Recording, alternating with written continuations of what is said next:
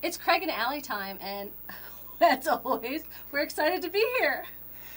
I'm very excited. What are we talking about today, Allie? I always crack up because you're just like, we're excited. Thumbs up to you guys. So today, actually, we're going to talk about getting out of your comfort zone, because so many people are wanting to get on YouTube and social media and build their businesses and their brands, but they're not comfortable doing it. And so this is a big thing for us. It is a big thing for us, and there's so many things that go into doing something like this, because you have your own insecurities about how you look, about how you sound, and for me, as you know, it's even more because I'm so particular. Like, it's not just how I look and sound. I want the look and the sound to actually be professional quality and things like that. So you kind of put yourself out there, and a lot of times you get into analysis paralysis. That's what I do. You totally get into analysis paralysis. So for anybody out there listening, if you could just like us, subscribe, give us a comment that says how awesome we are. It'll boost our confidence a little bit in doing these. It would help our ego tremendously. But the reality is, in order to grow as a person and as a brand, whether you're a business for yourself or you run a business or just in life and relationships, you have to step out of your comfort zone. And step one is kind of being a little less narcissistic about yourself. Yeah, you're totally right. And that's, again, it's a lot easier said than done, because that's like, just telling somebody to, hey, just stop worrying. Get over it. Yeah, I mean, there's a process that it takes that you have to actually dig in deep to be able to control how much you worry or how much anxiety. And I think, for me anyway, it's a work in progress. So part of this journey has been experiencing it with you.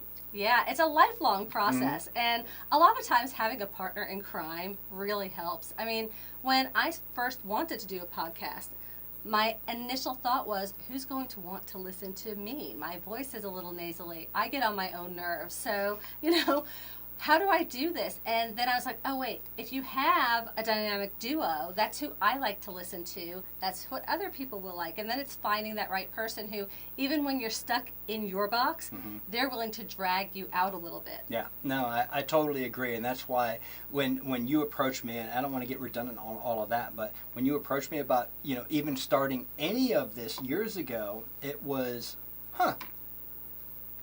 okay. And as soon as we got into it, I was like, oh, this is a good idea. I understand why she asked, because it's a lot easier when you partner up. But that whole comfort zone thing, man, it's like, I've got an analogy. Ooh. Chuck Yeager Who? broke the sound barrier. Yeah, he's kind of a big person in history. Oh, okay. He broke the sound barrier. And what happened was, right before he broke the sound barrier, he said the aircraft that he was in, it actually pitched and yawned, and the whole thing felt like it was going to just literally disintegrate and rip apart while he was flying.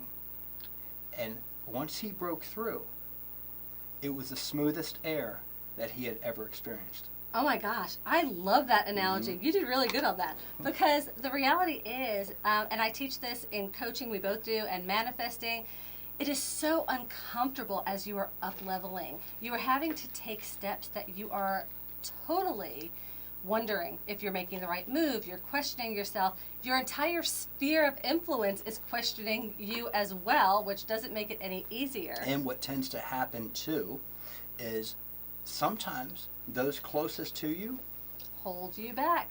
Kind of like if you think of crabs in a box. Crabs in a box. They're always pulling each other back down when one tries to get to the top. But that one that makes it over is like, holy crap, I have a life of freedom, and you guys suck in your little bucket. And the rest of them die. Do they really? Yes, they die and they get eaten. I've never thought too much about the crabs in the bucket other than how they held each other back. But that's it. If I die, you're dying with me. Because you get out of the bucket and you survive, even though everybody else is trying to pull you back. And that's human nature. So a lot of times you have to buy into yourself, into your idea, into the growth. Almost like you're batshit crazy and nobody can talk you out of it, because that is going to give you the momentum to suddenly be on YouTube or social media or taking the steps to start and launch and network your business or go after that love of your life, because it's not ever going to be comfortable in growth. The comfort comes when you can look back and have that hindsight. Yeah, I couldn't agree more. And when you think about and read about some of the people who have gone through, like, the whether you want to talk about Trump, or Musk, or different people that have had this journey of success, what you don't necessarily always hear about is how many bankruptcies there were before the billionaire became a billionaire. Exactly. And I think there's that mnemonic of fail, and it's like, I don't even know what it is, but basically it's all about the lesson. I don't know how you break down the FAIL. Some people do. Oh, but, I don't know. I'll edit this out. Yeah. Basically, you have to fail forward. And when you fail forward, it's a lesson. It's a life lesson in learning, and you just get more comfortable in doing whatever you're doing. And that's why a lot of times coaches will say, get back to basics, because you need to get back to your comfort zone just for that 1 minute to get that energy and that comfort and that feeling of, I know what the hell I'm doing, to then go forward again. And sometimes I really do think that you need the fails. You need the fails to know how they feel. You need to know that they're not going to kill you, and what you don't want to feel again. So it's but it goes back to another video that we had done about determination versus motivation. Absolutely. On top of that, you get comparison syndrome. Yeah. And you have to be very aware as you are growing and staying uncomfortable to kind of put on some blinders, because if you're looking at what somebody else is doing, you're not seeing their life lessons. You're not seeing their failures. They're only putting out their successes. So no, we're all going through it.